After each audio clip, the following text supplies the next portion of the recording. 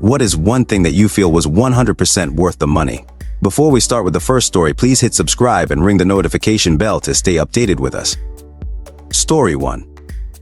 A quality and comfortable sofa couch. Good dental care and braces is well worth it to me. But for safety, I would say quality tires are a must. My family always bought cheap couches from Wayfair or Ashley, but when we upgraded to one from What a Room Sofas, we realized that there is a huge difference between a cheap couch and a quality one. Ours is now much more comfortable, especially after an hour of watching TV. My cousins felt the same way when they got a FlexSteel recliner after buying cheap ones so much more comfortable.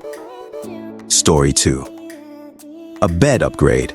If you sleep with a partner in a double bed, I highly recommend the cost of a bigger bed. It's a lot. New mattress, new frame, and new sheets. But it's so worth it. We upgraded to a king-size bed last year, and it's wild how good. I slept alone in it for the first time last month, and I felt like a tiny baby in a giant's bed. Edit to add. My comment caused a duvet debate. My fiance and I settled on separate single duvets.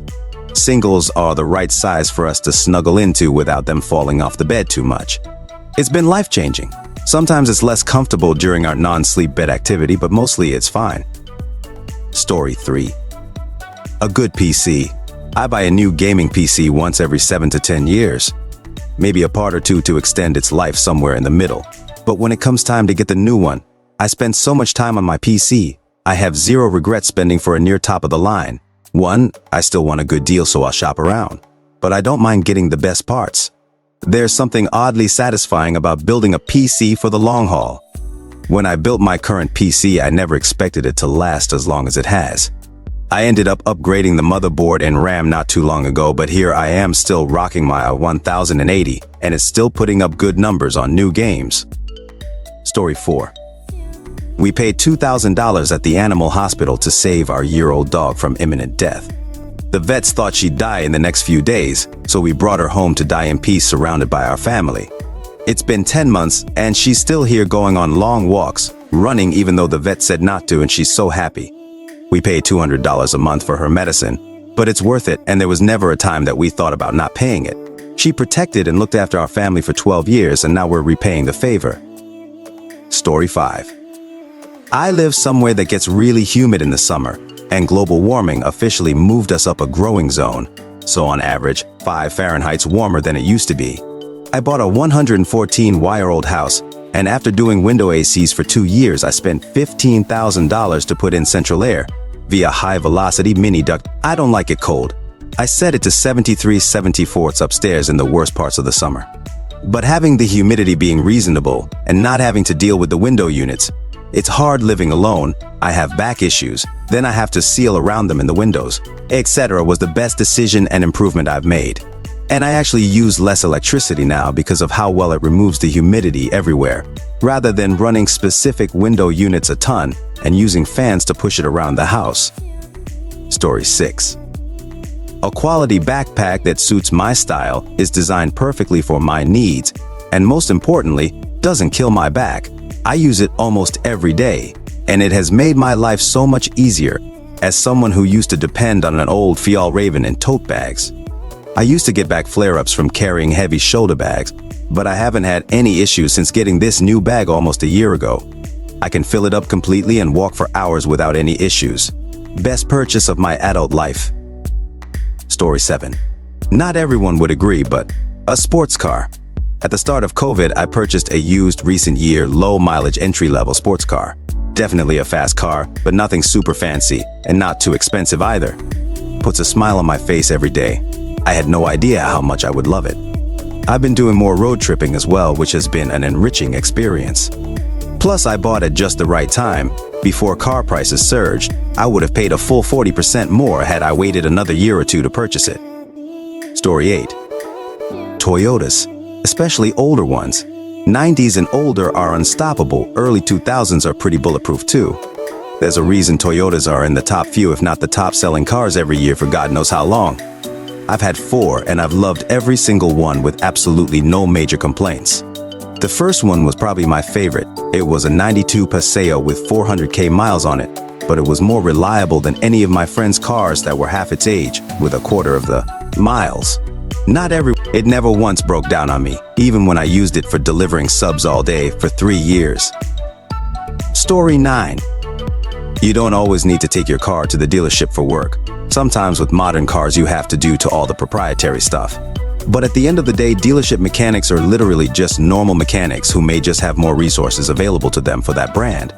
And basic things like oil changes, knowing how to check your fluids, tire pressure, rotate your tires should be things you should be able to do. Invest $400 in tools that'll save you thousands. But find a good local mechanic shop. Not all shops are great, but you should be able to find one that charges considerably less than a dealer, while also being more honest and real with you on what's going on with your car. Story 10. Not spending your money. If you have a lot of money saved up for no particular reason, and it's not earning you money by being invested somehow, it's just losing value. It never once use it to make you money for the future, or spending on something to enjoy life, the fruits of your labor, not saying spend all your money. But don't let tens of thousands of dollars lose value sitting in a bank account. Story 11. Paying movers when moving into a new place. Only if you get decent movers, which you may not know until it's too late. We had one company massively misquote us despite me listing out how much stuff we had and providing extensive photos. They quoted us 5 hours for a full house pack but sent only 2 people to do it and move the boxes. They packed everything like broke 10% of our stuff, which we didn't discover until unpacking, and it seems intentionally packed things in a way to take up more volume. Then when loading the truck, they said that 60% of our stuff hit our quote maximum, so we'd have to pay an additional $3,000 to move the rest of our stuff. The day we were moving cross country. Then when we were at our destination, they were 5 weeks late to delivery our stuff and claimed that their truck could not get to our house. They could. If we didn't want to wait an additional 4 to 5 months, we would have to meet them in a parking lot an hour away with my own moving truck. All this despite us paying for them to deliver and unload for us. I'm sure movers can be a great help, but be careful who you choose and make sure you are on their ass the entire time, or they can f you over. Story 12. I spent just under $3,000 to have a date and GFE with adult actress Melody Marks while she was escorting a few years back. Don't know if she still does now. It was in all honesty an absolutely amazing time. We had food and great conversation. Had many shared interests. She was very into anime and video games, so it was easy to hold an engaging conversation with her. She was very bright, beautiful, and had a killer smile and cuteness about her. After a dinner date that lasted about 2 hours, we went back to a local arcade for another hour. I won her a narwhal plushie in the grab machine, which she was ecstatic about. Then we went back to a hotel where we had sex and more over the course of the evening. She stayed for a few hours even after the deed was done, and we talked more just about life and other things in general, and finally she left at about midnight. She was great, and frankly I was quite smitten with her beauty and personality. She said to me she'd had a really good time, that it was one of the best and most natural feeling dates she had been on with a client, and also seemed very much to enjoy our sex. Don't laugh, I know she's a porn star, but I really did feel like we had good sex and we were compatible people, and said that if I ever wanted to meet again she would offer me the same experience for half price. I was in a very lonely place in my life back then. It doesn't feel like an understatement to say that she made that entire year for me and helped me recover from a very dark and isolated place I had fallen into personally. I had not felt companionship or a connection with a woman for a long time before then, as my entire life revolves around my work. I met with her 2 more times over the next year before I met my now wife. Story 13. Paying movers. Look, I know moving is expensive. If you are moving apartments, you are likely low on money from paying current rent and deposit, first, last, etc. on the new place. But honestly, moving is a problem perfect for throwing money at to solve.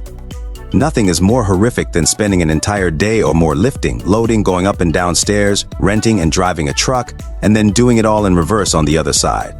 I have seen people in my building take days, exhausting and frustrating themselves. I was in and out with my move in 3 hours thanks to movers.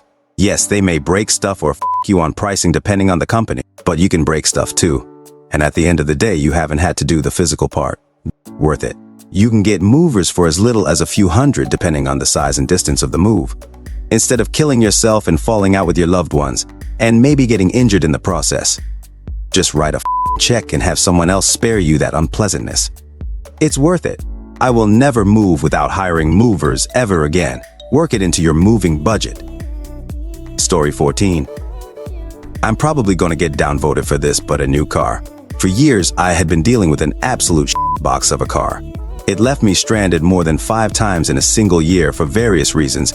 It had more mechanical issues than I could count. And I was waiting for the day that the transmission just fell out the bottom on my way to work. Instead, I bought a very reasonable new car, and suddenly I don't have to worry about transportation anymore. It's nothing fancy, but paying for regular maintenance is a lot cheaper than shelling out for emergency repairs once every few months. It gets better gas mileage, it gets me where I need to go. I don't have to worry about road trips being a big deal anymore. And I no longer have to sit there and worry if the thing is going to start when I need to get to work in the morning. It has been 10,000% worth the money. That being said, I'm going to drive this thing until the wheels fall off.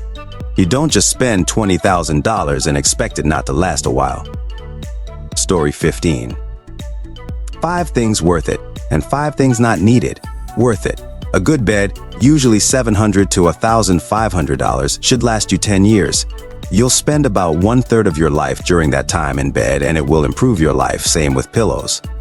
A good phone, if you care, it can last you 5 years and is one of your most used and important personal items. Other than durability, good phones have better features that make life better and more enjoyable. If you're mentally fit and the situation allows it, a reliable gun and a class on how to use it, other than shooting being a great hobby sport, you never know when it can literally save your life. Retirement plan high-yield savings account, $401k through your work. Personal Roth IRA, savings account offering at least 4% interest, if you understand it and believe it. While understanding the risk, crypto, mostly BTC. If you don't need that money RN, let it earn money for you later on. A yearly vacation to somewhere you want to go, most people don't explore much. It's good to get out at least once a year and go somewhere different, like another state, or if you're up for it, another country. In the US, 2 places I've been to that I strongly suggest are the White Mountains in New Hampshire. Life is calm up there, hotels are cheap, and endless hiking trails for all skill levels. Some are idiot-proof while still having incredible views, while others are a real challenge. Then Tennessee, like Gatlinburg, affordable there too, and endless things to do within an hour of the town. Alright folks, that's a wrap. If you like more of this, please hit the thumbs up and subscribe to the channel. You can also share your thoughts in the comment below. I'll see you in the next video.